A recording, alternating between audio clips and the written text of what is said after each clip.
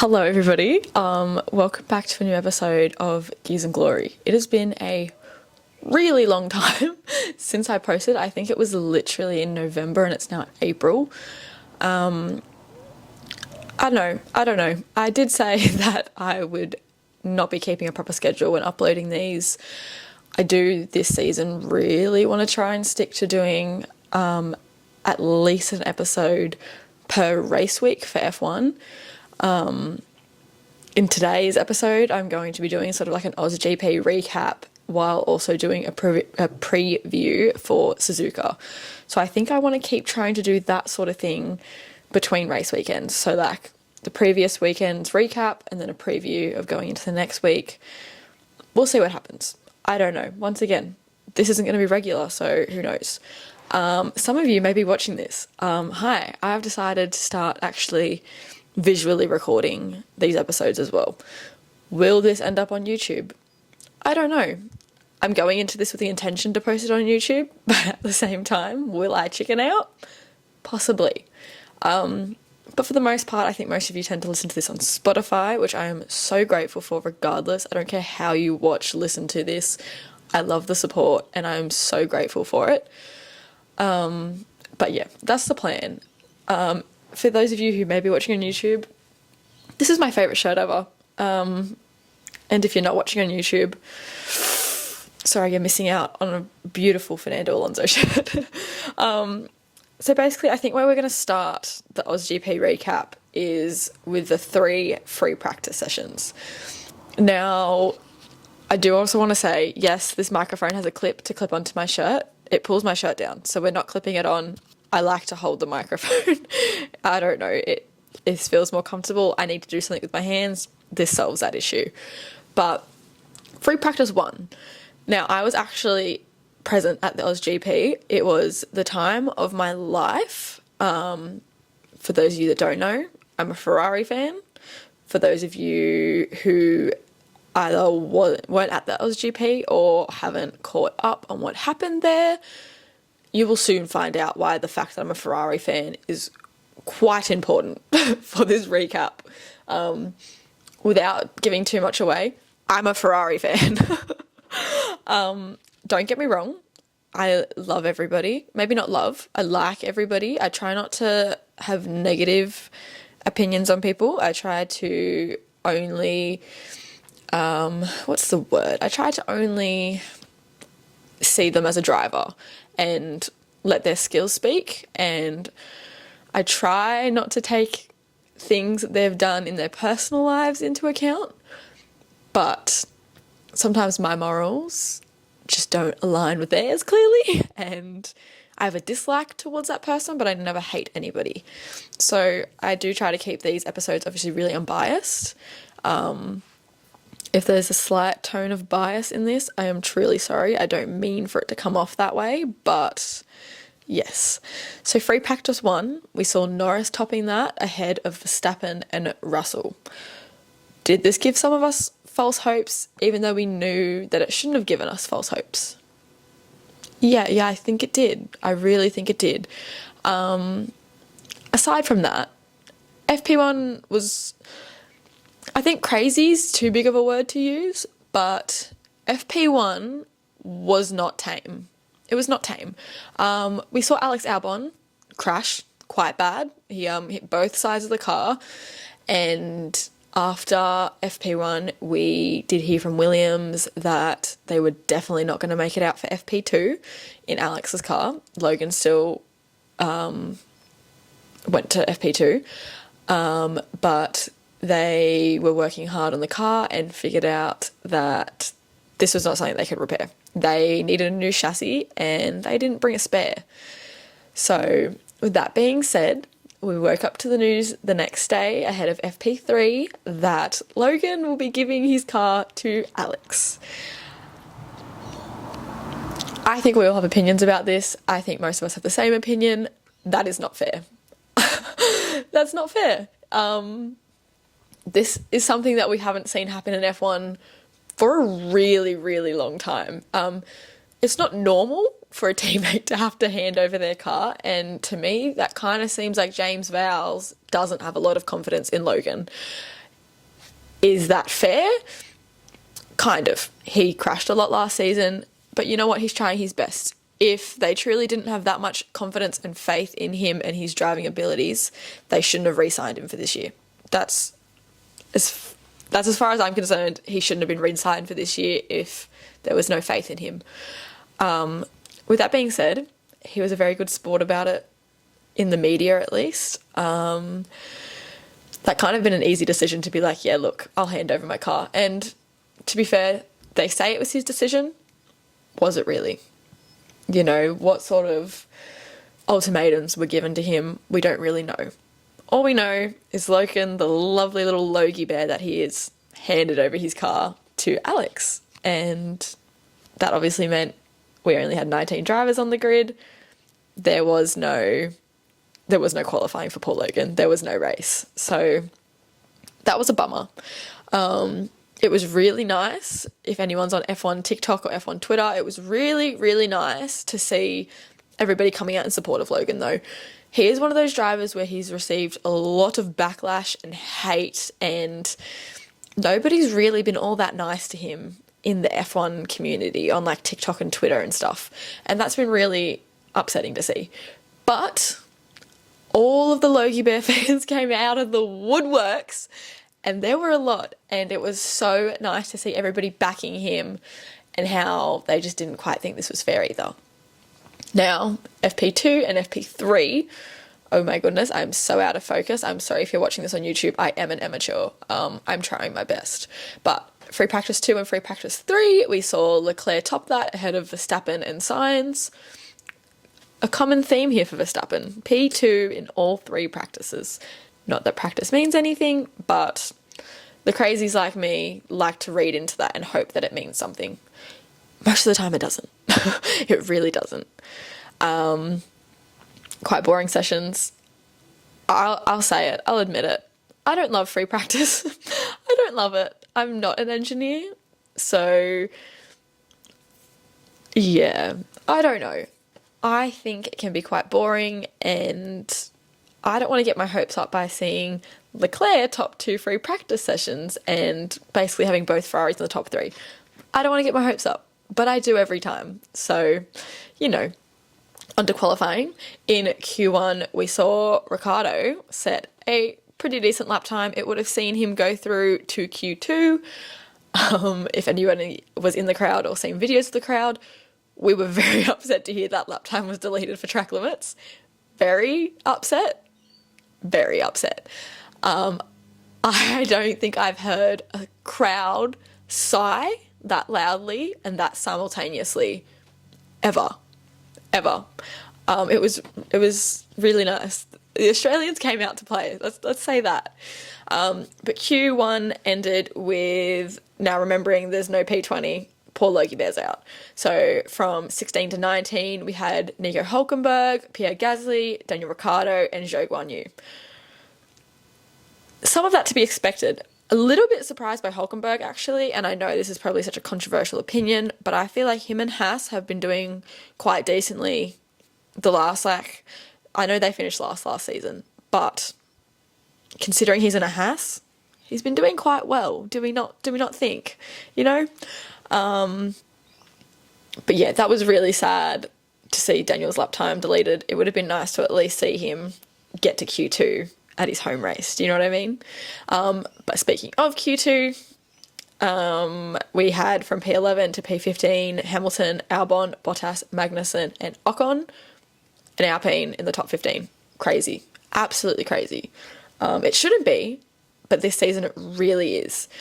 I think majority of us going into the season thought Alpine were just like sandbagging verbally by saying that their car's crap, it's trash, and that they don't have confidence. They weren't lying. It's not great. Once again, not an engineer, so I can't comment too much, but they're not performing great. Not awful, I guess, but not great. So that's something. And then Q3 set our top 10 with Verstappen, Sainz, Perez, and then finishing out that top 10 being Norris, Leclerc, Piastri, Russell, Tsunoda, Stroll, and Alonso. Post Q3, I'm so sorry. I didn't take note of at what point this incident happened, but at some point in qualifying, I'm assuming Q3, my goodness, words are not working. It's 10 a.m. Some point in Q3, Checo impeded Hulkenberg, so he was given a 3-spot grid penalty. So that saw him go from P3 to P6 and pushing Norris up to P3, Leclerc to P4, and Piastri to P5. So I mean, like, an Aussie starting on the 3rd row at the Australian Grand Prix, not mad. Not mad at all, obviously. We love Piastri, we love Ricciardo. I also love Bottas, our honorary Australian. He did okay. He did okay. Now onto the race. If you were a Red Bull or a Mercedes fan, buckle up. Actually, even if you're an Alonso fan, buckle up, because for the most part, this race was pretty just boring. Okay, it was the beginning and the end that held all the drama, really. And I mean that. I mean, first few laps, Verstappen DNF'd. Max Verstappen DNF'd. Let that sink in. That was his first DNF since 2022. And he DNF'd. Where we were standing on like the exit of turn 6 going to turn 7 sort of thing. If you know, you know. We'll get into that later as well. But we actually saw Verstappen come past, and that was around the time that his right rear really started smoking. Really bad. I don't actually know if Red Bull has announced what the issue was, but my best guess is that it was probably a brake issue. I'm pretty sure the brake ended up being on fire. And we also saw his tyre explode going into pit lane. So my best assumption is probably there was a brake issue, brakes caught fire, and the heat probably exploded the tyre. Once again, not an engineer, don't completely get the engineering stuff, but that's my best guess. For those of you who don't know, I'm like a media and comms student. So engineering's not my strong point. That's my best guess. That's what it looked like from my point of view. I'm sure somebody will tell me if I'm wrong. People do like to do that, actually. So if I'm wrong, can somebody actually please correct me this time? Because I would like to know what the issue was if that wasn't it. But that was wild. Where I was standing, once again, the Ferrari fan thing comes into play here. We were all Ferrari fans at that corner. I don't know how that came to happen, but we were all Ferrari fans. There were 2 people probably in that crowd that weren't. There was a dude wearing Red Bull merch behind me to my right, and then standing right next to me on my left was a Dutchman. And the cheers and the screams of the crowd as Verstappen DNF'd, I felt awful for this Dutchman next to me. And obviously as a Ferrari fan, if you saw this or you've put 2 and 2 together, that put Sainz into the lead. Verstappen DNFing, it was a Ferrari 1-2 at that point. So the Ferrari fans in that corner went wild. Absolutely wild. So I felt really bad for him. He's literally probably so upset, and we're all just rubbing it in by cheering. It was a little bit funny, and he was a really good sport about it, and he also thought it was funny. He was deep down also a Ferrari fan, so I think he was a bit torn there. But that was crazy. Let's talk about Ferrari though, I guess. So Ferrari 1-2, insane. We saw Carlos Sainz win and Leclerc come in a second. Now, this is a bit bittersweet for me. Yes, it's fabulous and all. I think Carlos was 16 days out of abdominal surgery, getting his appendix removed, and he's just won a Grand Prix. That's insane. That's crazy. That's cool. And he was holding onto that car even when his tyres did not want to. Towards the end, Charles Leclerc closed quite a decent gap on him. I think he gained about 3 seconds on him after his tyres gave up. So that could have gone differently. It really could have. That's really cool and all. Congrats to Carlos. That's his 3rd win in F1, and doing it all while recovering from surgery. Insane. But that does leave me, at least, with a question, and I think most people probably wouldn't agree with me here. One thing we all can agree with is that Ferrari is one of the most team orders giving teams. That's not a sentence, but that's one of the teams that we see most frequently giving out team orders to switch drivers.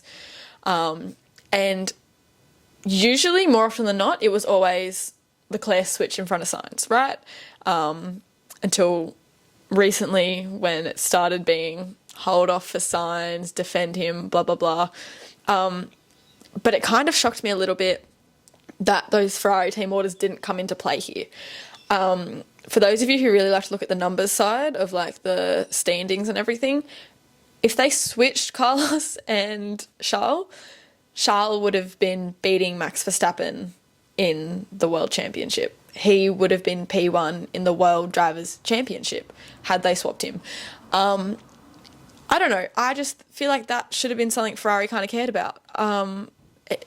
Surely everybody wants to be able to say, oh, we're beating Max Verstappen in the World Drivers' Championship right now. Like, even if they couldn't hang on to it, surely that's something that they would have liked to have been able to say, you know?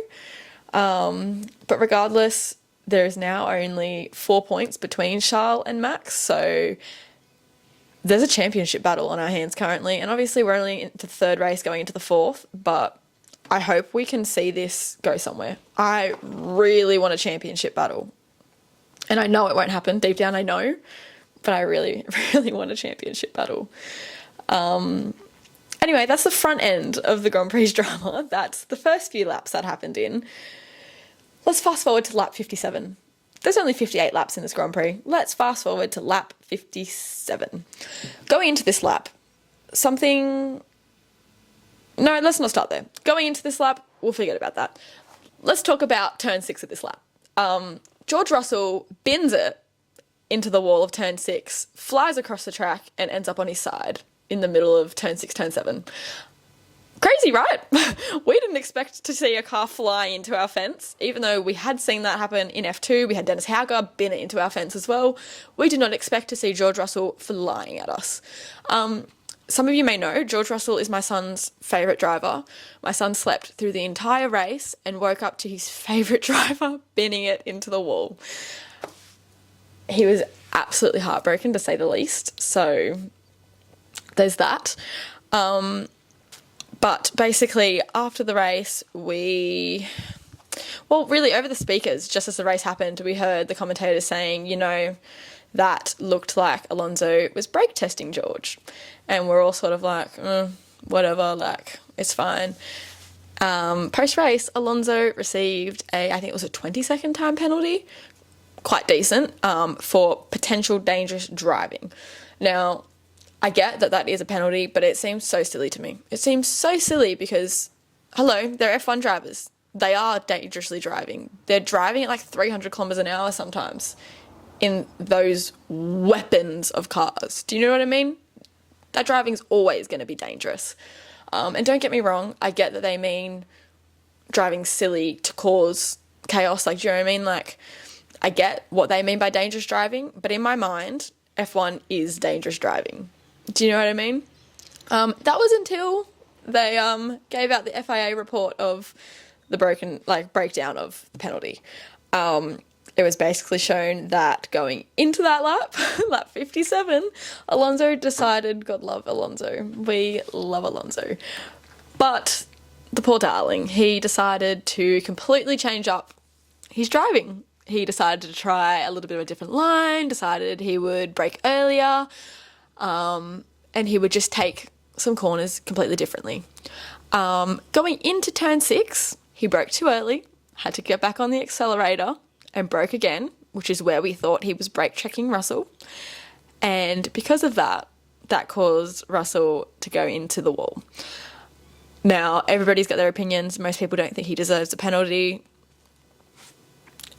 I guess that one's up for debate. I do think he admitted to, you know, doing what he did.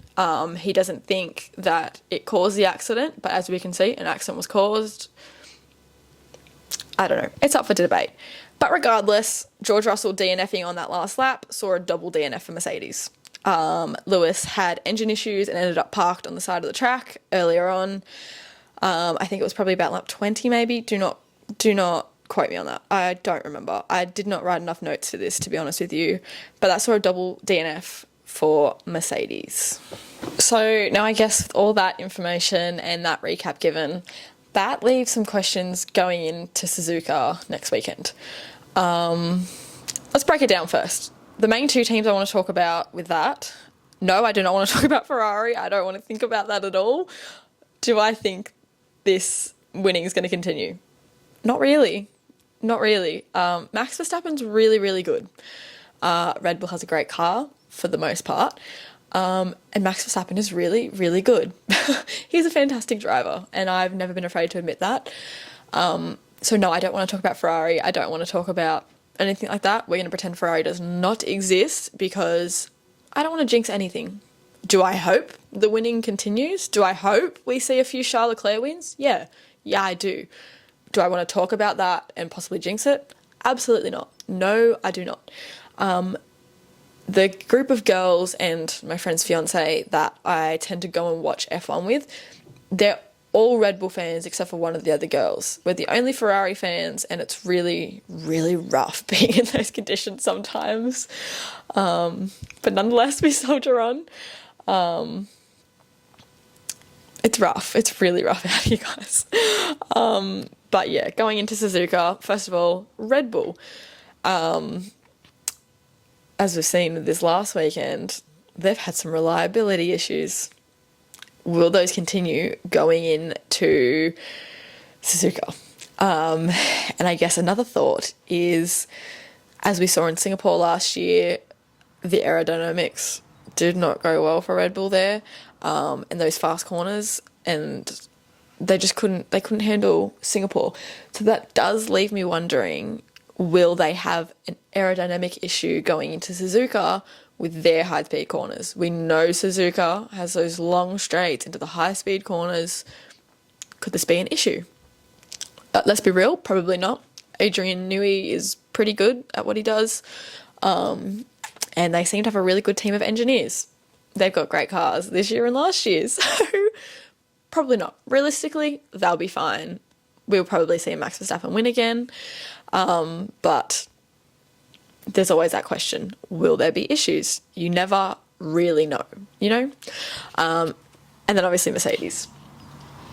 Not a great start to the season. They are currently sitting at Russell in P7 and Hamilton in P10 of the Drivers' Championship. Not great, but as we've seen in previous years, especially last year, they did start quite awful. They picked up the game quite a bit by the end of the season. Not enough to be winning, but they picked up their game. No one could really win last season. It was a Max season, you know? But I guess after seeing Lewis DNF with engine issues in Australia, raises the question, if those engine issues will continue into Suzuka. Was it just a one-off issue? Is it an issue with their engines as a whole? Will we see George have engine issues? What's the reliability like with those engines? Not looking great. We'll see though, I suppose. We've also seen them struggle with high-speed corners, so I don't know how they're going to go with Suzuka. Once again, I suppose we'll see. We never really know what an F1 team has under their belt or what they're hiding. We'll see, I suppose. But yeah, I think a huge issue for them this season again is going to be closing that large gap. Obviously, like I said, P7 and P10, they've got some catching up to do. I don't think they're going to be world champions, let's say that at least. Actually, I lied. I want to speak about Williams as well, because I haven't personally read this, but I'm honestly awful at keeping up with F1 news sometimes. But I have seen a lot on TikTok recently that apparently James Vowles has come out and said they won't have a third chassis in Japan either. And I guess that also raises the question of, should either driver crash? Who's going to drive the car? Are they going to give the same standards to Logan, that if Logan crashes, they'll give Alex his car? Because I don't think so.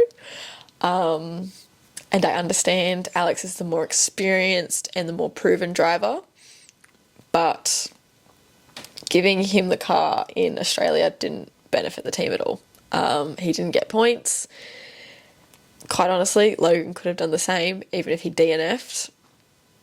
There was no points to play with anyway, really. So that's my question, I guess. If something happens, what's Williams' plans? Yeah. Williams is a touchy subject at the moment, I think. But overall, we obviously know Suzuka is known for its straights and its crazy corners. Who's going to get the right car set up? Who's going to dominate this track? Probably Red Bull. But it could be anyone. It probably can't be. It's probably just Red Bull. But I guess we'll see. Also, Suzuka and Japan are known for their wild and unpredictable weather. 2023, we had a curiously sunny day. It was lovely. Don't think there was red flags. It was quite a tame race compared, let's say. 2022, a 2-hour-long red flag because of the rain, and some scary crashes. I guess on that topic of scary crashes, a bit of a touchy subject again. Will Suzuka and the FIA pick up their game? If they're going to bring a crane out onto the track, are they going to get the cars off the track first? Or are we going to try and kill another driver? Pierre Gasly's near miss still haunts me.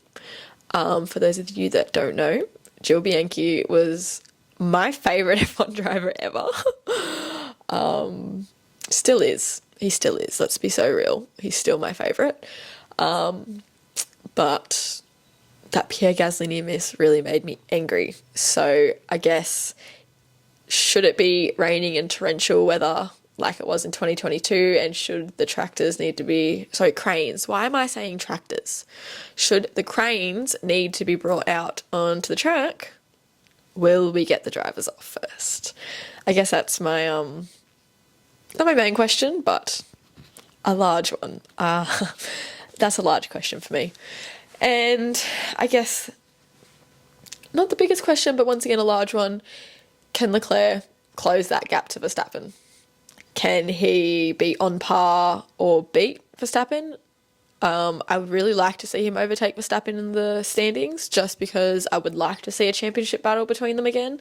But I don't think realistically it's going to happen. It's seeming a lot like, not Ferrari necessarily prioritising Carlos Sainz in his last year, but it seems like Carlos is prioritising Carlos, and considering he's Ferrari's strategist, he's putting himself forward. And I mean, good on him, I guess. But I do think that means we're going to see Leclerc as a bit of a second driver this year, and possibly even next, which kind of scares me a little bit.